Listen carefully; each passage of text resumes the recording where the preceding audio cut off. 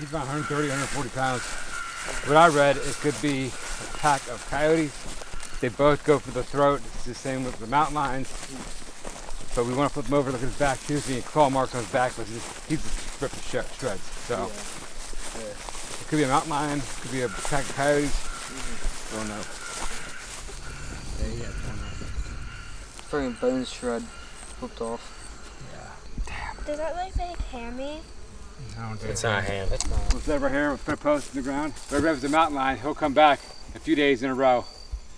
We'll see if it's a mountain lion or if a bunch of coyotes come back through here, pulling him out. We'll see. He was here yesterday and he's shredded, like gone. So.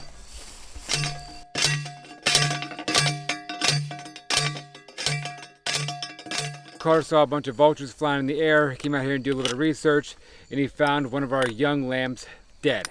That ram's about a year and a half old. He weighed about 130 pounds, so he wasn't a little guy. It wouldn't be a fox or a bobcat doing this. It's either a pack of coyotes or a mountain lion. But he's torn to pieces. We saw everybody yesterday. We had a count yesterday. We do every day. We had 21. Now we have 20 today. So set the camera up, leave him here tonight, and hopefully we see whatever did this comes back tonight and does some more eating, and we can verify if it's a coyote pack or a mountain lion. I'm hoping it's not a mountain lion. We had one up the mountain about 8-9 months ago. They got him out of here. We don't want him back because do things like this.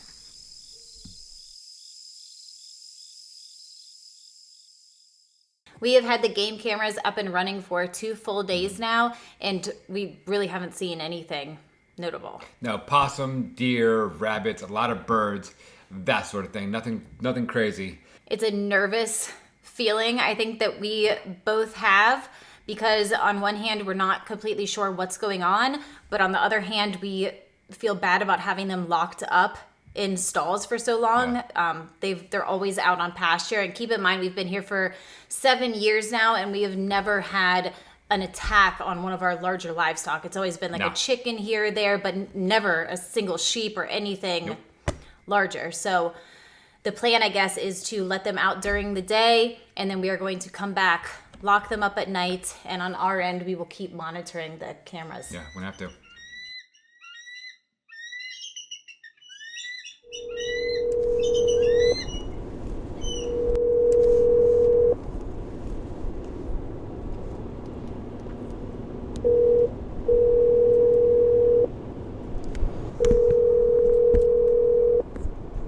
Wildlife Resources, this is Missy. Can I help you? Hi, my name is Josh. We have 2 more of my sheep dead this morning.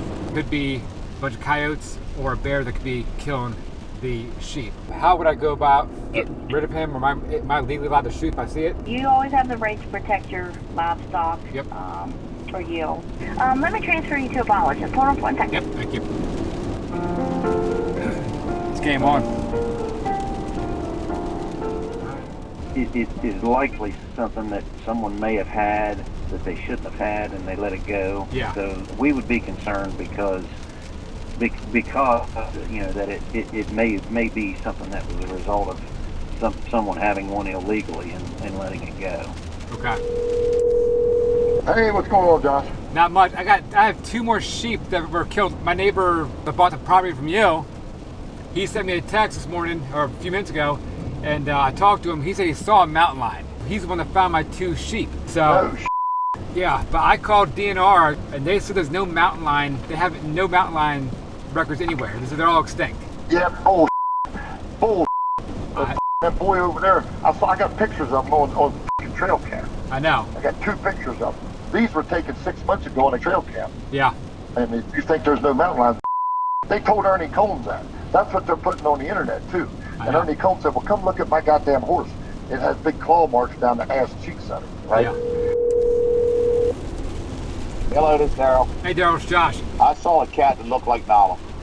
Really? Okay. And you know damn well a bear is going to do damage walking through the woods. Yeah.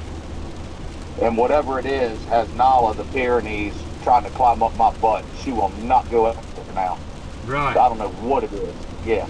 Do you think it's in your barn? But I looked underneath. I'm not crawling underneath of it by any means. but it looks like a fresh dig mark through some open boards over there. If y'all want to come over and check it out, you know, please do it, but be careful. Yeah, I'll bring my rifle. I'm over here worried to death. I got this horse out in the pasture by herself with an open barn. Well, I'll see you shortly, man. All right, see ya. All right, bye.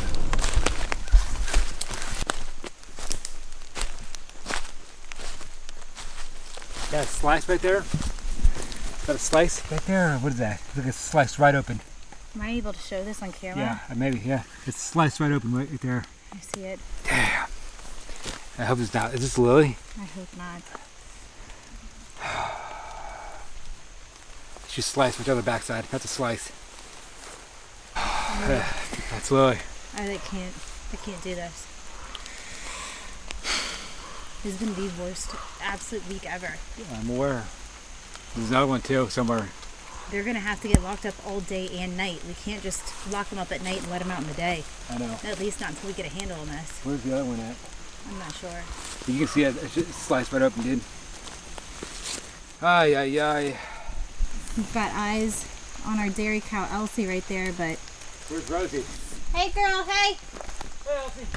There's donkeys. I can't really tell you how helpless and frustrating of a feeling it is to have locked the sheep and the cows up for 2 full days and 2 full nights, to have seen nothing on the trail cameras, to decide to let them out today thinking at least during the daytime they should be safe, and then to get a call within a matter of hours of leaving the house to go to work from our neighbor that 2 sheep are dead. For an attack to happen during night, sure, we get it, it happens, but for this predator to have come back during the day, it's just, I mean, it's really frustrating and hopeless feeling.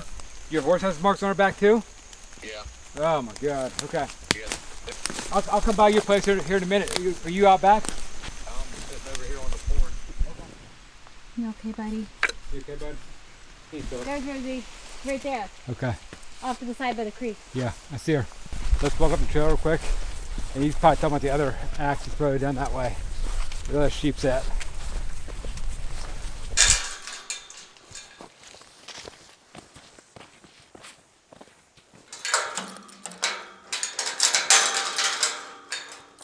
There's the other one right there.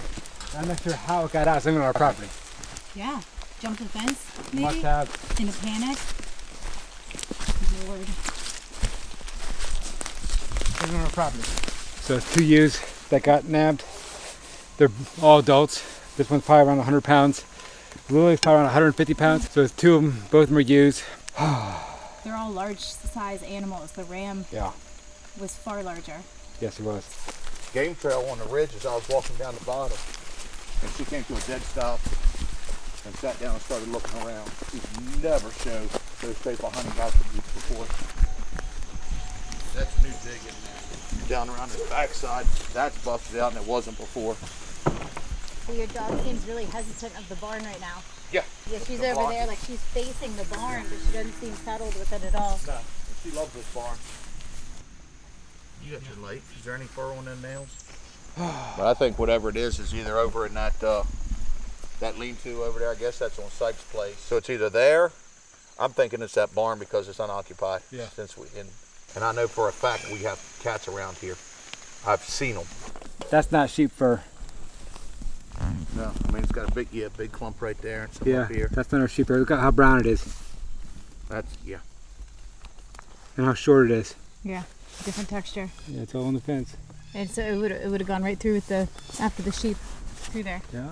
Our property is made up of 80 acres of rolling mountainside. As you head up behind our house, it just goes further up the mountain and becomes more rugged, very densely wooded. There's obviously a lot of predators that are living up there, but rarely do those larger predators make it down to where the houses are and to where the farms are.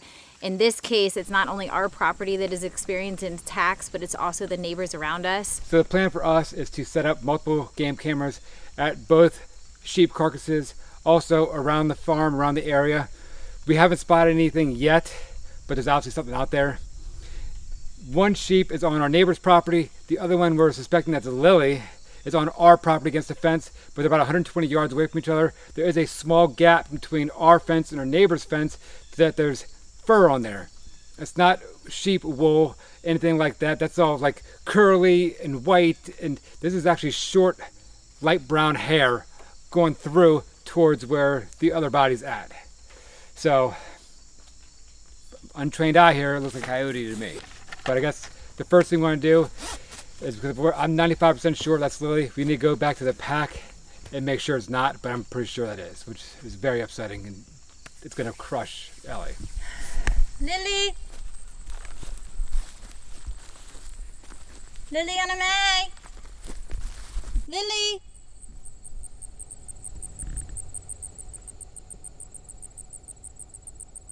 Using cameras to monitor our property isn't new for us. We've been using Reolink Atlas PT Ultra as a way to keep our eyes on the house at all points of entry. Reolink is a sponsor of ours, and this is their 4K continuous recording battery camera known as the Reolink Atlas PT Ultra that we have installed on our deck. It provides continuous recording for 8-day usage in a single charge and is an eco-friendly monitoring solution for various security needs, whether indoors or outdoors, and off-grid homes like ours with or without Wi-Fi. Once its PIR motion sensor is triggered, the camera starts recording while a cached pre-recorded video footage will be written into the footage. The video pre-record option adds another layer of security for us. It actually goes beyond traditional standards and captures the moments before an event even happens. And the color night vision is especially useful for us. Tonight we are going to be keeping the livestock up here, and the Reolink Atlas PT Ultra will be able to provide us with sharp images by capturing 4 times more light than normal IR cameras and with no need to turn on spotlights. This camera supports person, vehicle, and animal detection. We've set up guard points and enabled the auto tracking features, so we will be constantly aware of what's happening around the property. It's a simple way for us to monitor everything and to stay secure. Plus, with the Reolink app, we can actually see and control everything directly from our phones. A massive thank you to Reolink for sponsoring this video. If you want to check out more details about the Atlas PT Ultra, then head over to our link in the description where there is a launch discount of up to 20% off. Now we are going to head out to the holding pens and start getting set up. Haiti said he'll grab the cattle pails and start hauling them up. Haiti, can you pull that mini truck forward?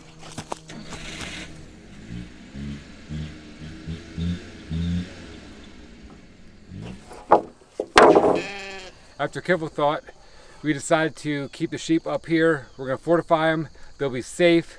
We wanna lure that coyote up here. It's in the best interest to do that for the sheep, our kids, especially Ellie, because that coyote is taking out a 160-pound sheep. She's 55 pounds. So we're gonna lure them up here.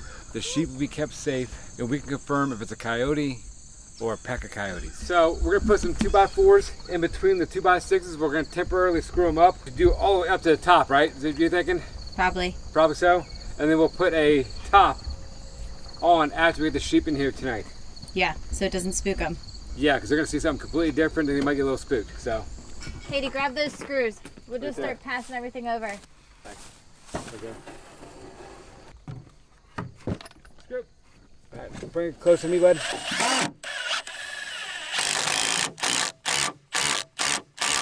There we go, that's good. We're gonna put it in and we'll tie them together. Do you want that 2x4 that's sticking through? We'll do the same thing, Hayden. We'll just start there and work our way around. Up top. Bring it over, slide to the left. There you go, right there. All right. Next one. Yeah, let me put that one in. Down here, connect these two. There's roughly an 8-inch gap between all of the original boards on the holding pins up here. So we're going back through and we're closing up all those gaps with some extra lumber that we have lying around. We're also going to build out around the base just so that the coyote cannot crawl under to get in. And then of course we are going to close up the top. It's all temporary, but it's like a last minute fight sort of thing to try and just pull this together and do what we can just to protect the sheep and hopefully get rid of this guy. You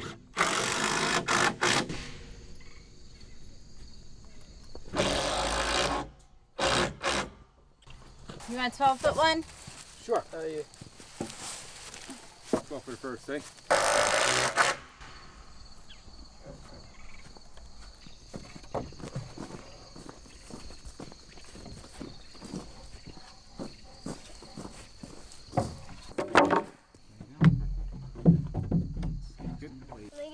Last one. Ooh, has mud all over it.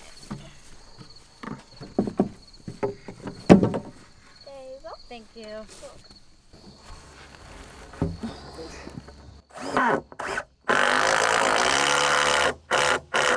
Any more screws at it?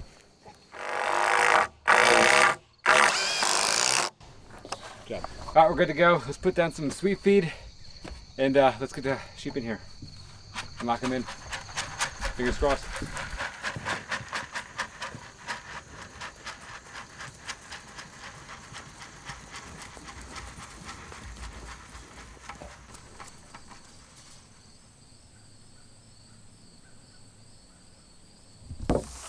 I put some hay in there, so they should be good. Homie, get some 2x12s on top. That's gonna get dark soon. Once that's done, we'll put the metal panels on top. Okay. Yeah. Let's stack all of them on top of each other, and then you go in that side over there. Yep. The other bay. A little more. A little bit, little bit, little bit. That should be good. Yeah. Yeah. Let's try that out. That should work.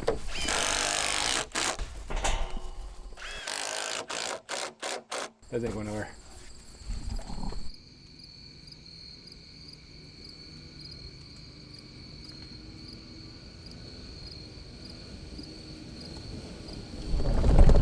We can probably just start with 4 or 5 maybe, and I'll just lay them horizontal across the bed so that they're not dragging on the ground when you drive up.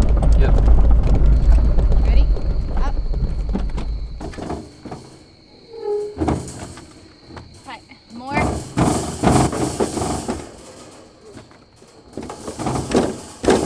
There you go. That should be good. You ready? Yeah. Tell me when you're good. Wait. You ready? Pull.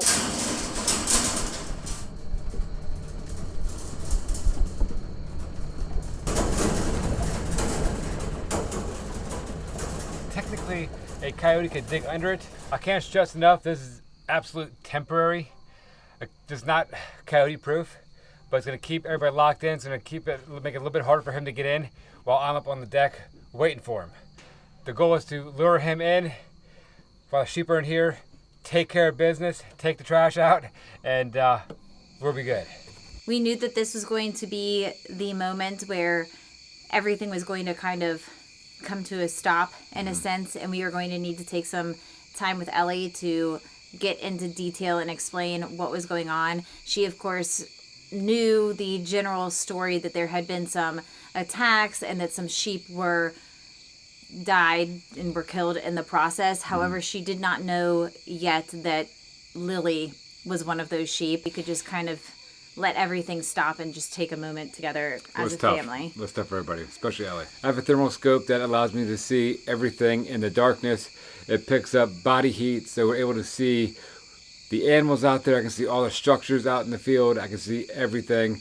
And then with the body heat, I can tell the shape of the animal, so I can look at it and I can see if it's a donkey, it's a sheep, or it's a cow, or if a coyote comes up, I can tell what it is by the body heat that comes off them and the shape of their body through the thermal scope. We also, of course, have our game cameras up, and if something passes by, my phone gets an alert and it comes to me directly, so I know to watch out if I get an alert for something. We're just trying everything we can at this point. It's I don't know. All-nighter, that's what it is, all-nighter. I think that's Elsie right there to the left. You can see her? Yeah, it's just, I see her head to the fence. Is Rosie there? Yeah, Rose laying down too.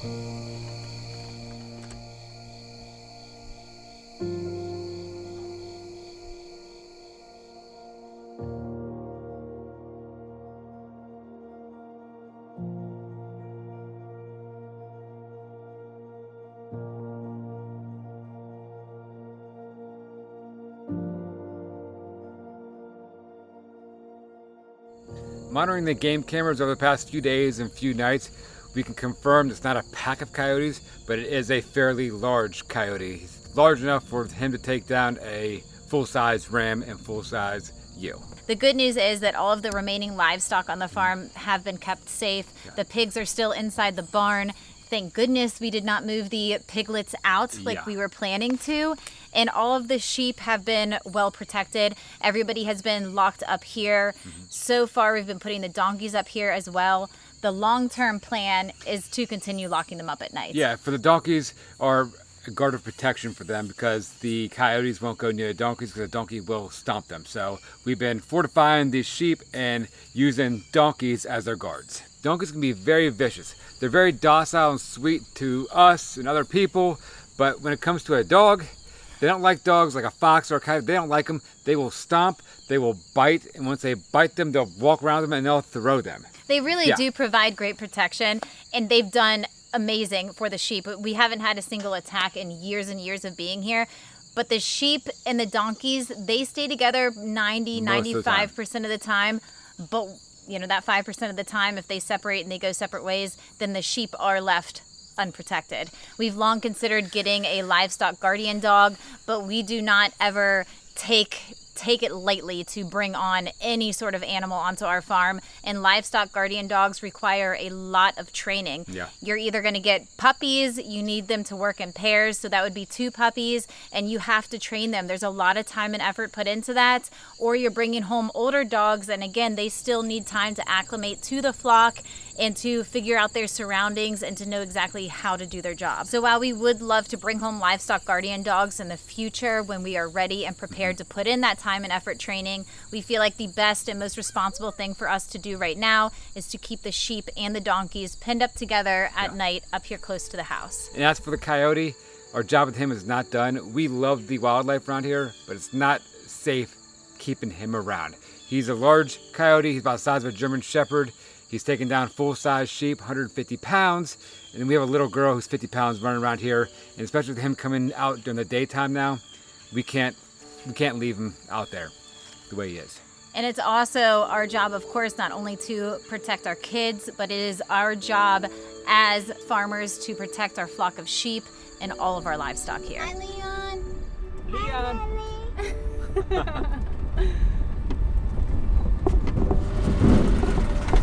I love these bananas. They're so squishy. I love them. Okay.